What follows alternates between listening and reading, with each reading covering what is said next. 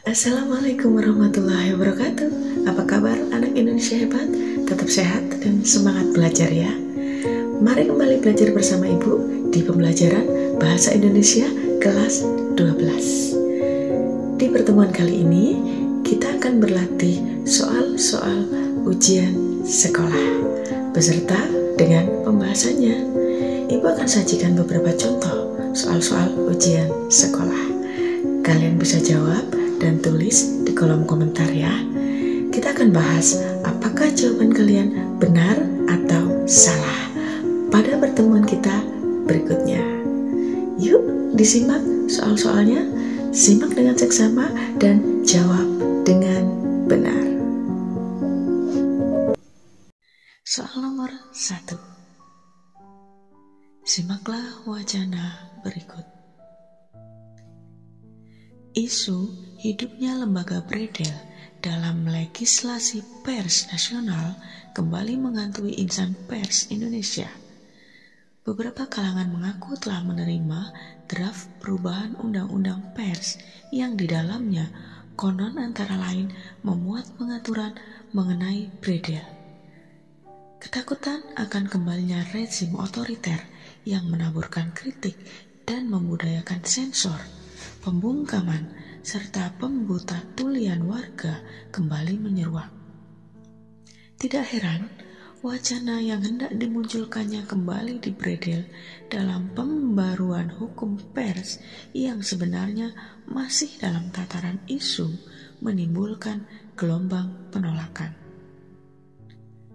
Boleh dikata, tidak ada satupun insan pers dan penggiat hak atas kebebasan informasi di negeri ini yang mau lembaga Bredel dihidupkan kembali. Eksisnya lembaga Bredel dikhawatirkan memberi peluang bagi kekuasaan untuk secara diskredit menghentikan operasi lembaga pers hingga dianggap merongrong kewibawaan pemerintah. Pertanyaan mendasar yang layak dikemukakan adalah sejauh mana kekhawatiran akan kembalinya lembaga Bredel harus diterima khususnya di era keterbukaan ini? Yang jelas, isu munculnya Bredel di era kebebasan pers akan ditolak karena akan menghambat kreativitas insan pers. Soal 1. Pertanyaan yang sesuai dengan isi paragraf pertama adalah A. Mengapa pemerintah membuat undang-undang pers yang mengatur pembredelan? B. Bagaimana sikap insan pers terhadap rencana munculnya kembali Bredel? C. Sejak kapan pembaharuan hukum pers yang meresahkan insan pers itu terjadi di Indonesia?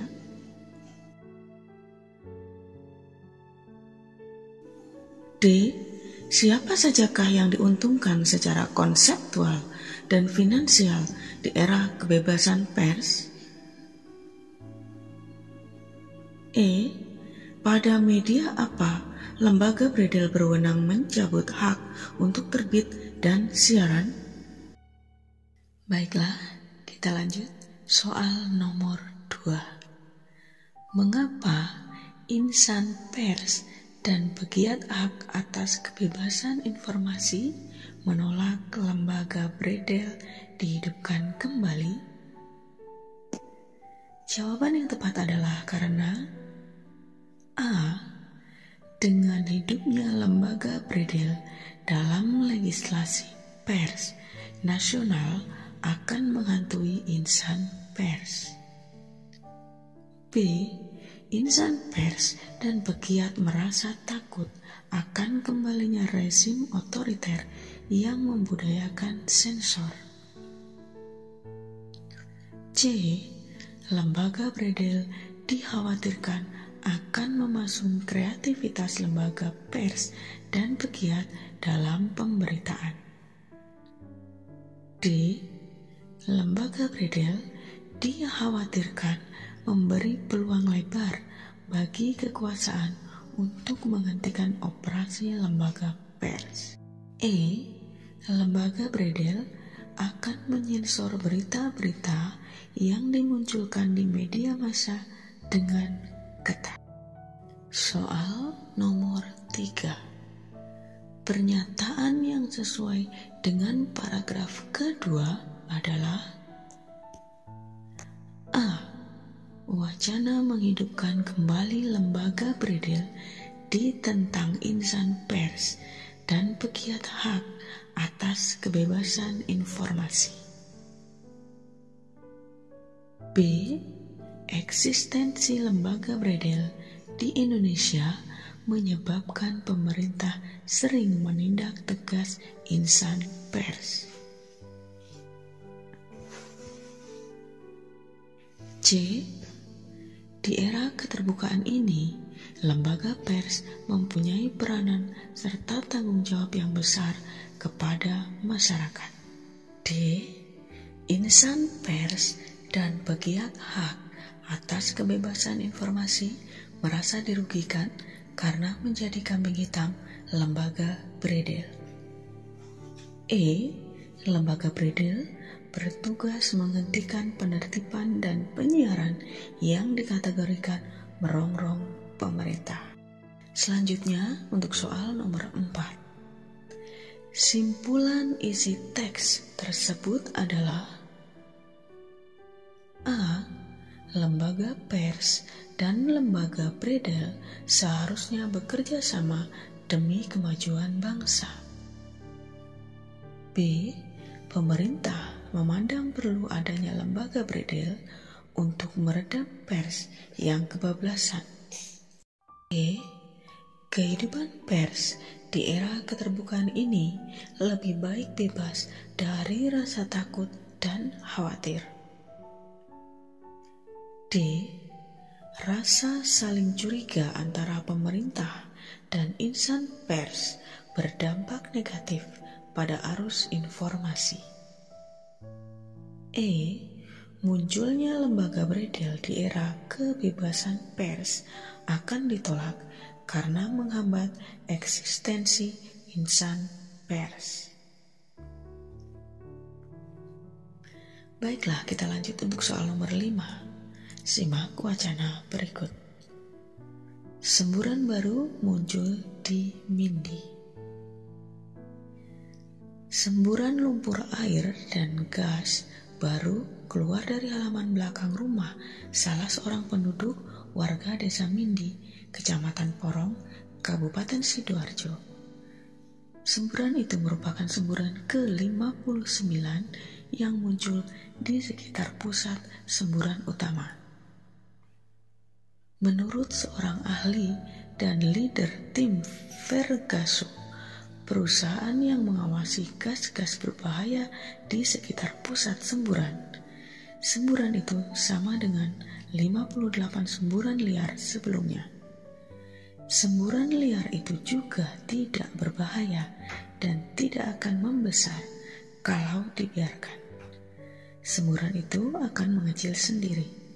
Untuk menutup semburan, hari ini akan dimasukkan 100 kg semen ke dalam lubang asal semburan. Soal nomor 5. Ide pokok paragraf kedua teks tersebut yang tepat adalah A. Pengawasan gas oleh tim ahli. B. Pendapat tentang semburan liar. C. Munculnya semburan liar. D. Mengecilnya semburan liar. E. Penutupan lubang semburan. Soal nomor 6.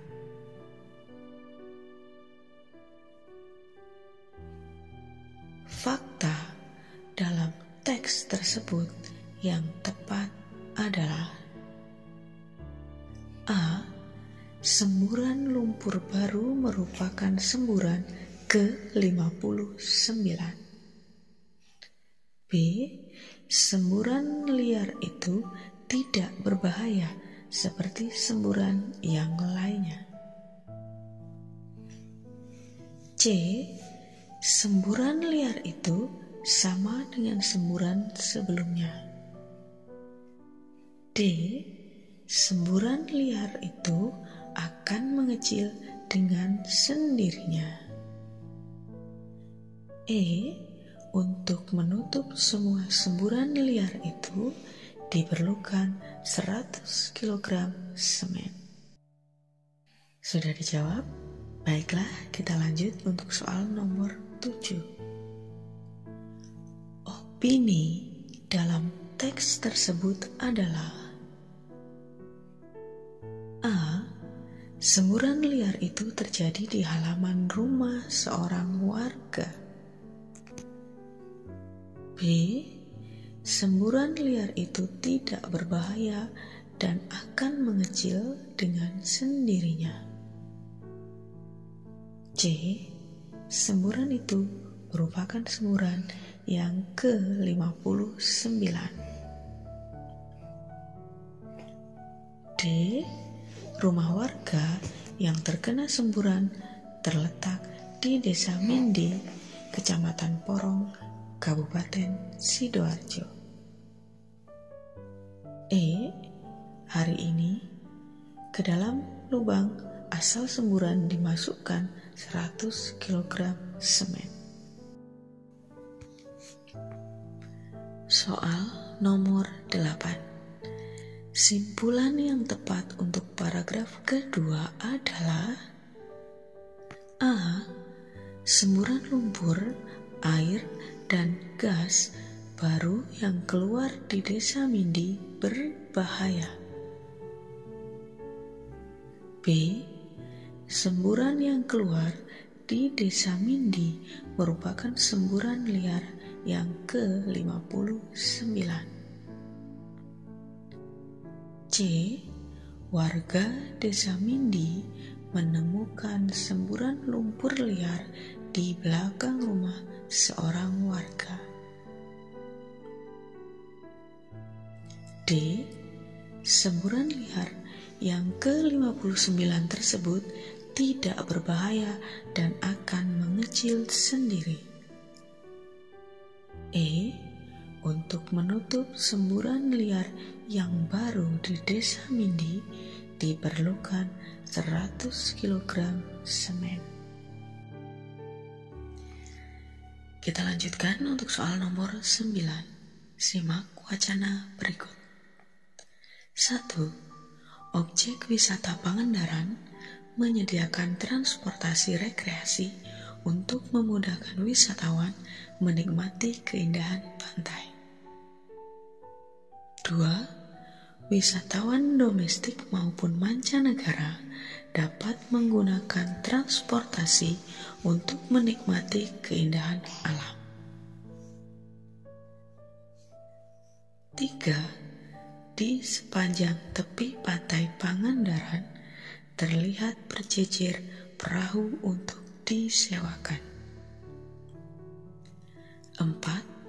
Dengan biaya Rp1.000 saja per orang, para wisatawan dapat berputar di sekitar pantai dan menikmati keindahan taman laut.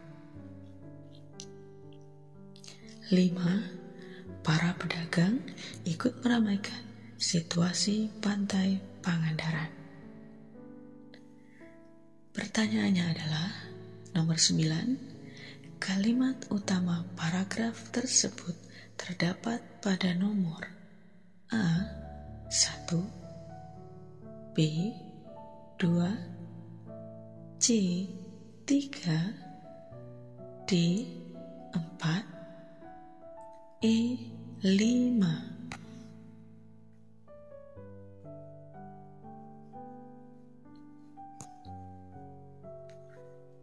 Soal nomor 10. Kata domestik dalam paragraf tersebut adalah: A. Asli Indonesia, B. Pribumi, C. Dalam negeri, D. Luar negeri. E. Kenegaraan. Baiklah anak-anak, untuk pertemuan kali ini kita cukupkan 10 soal dulu ya. Kalian pelajari dan jawab dengan benar. Jika belum memahami soal, silakan dibaca kembali soalnya di kolom komentar. Kita akan lanjutkan pembelajaran kita beserta pembahasan dan jawaban kalian. Jangan lupa tulis jawabannya di kolom komentar ya. Selamat belajar anak Indonesia hebat. Wassalamualaikum warahmatullahi wabarakatuh.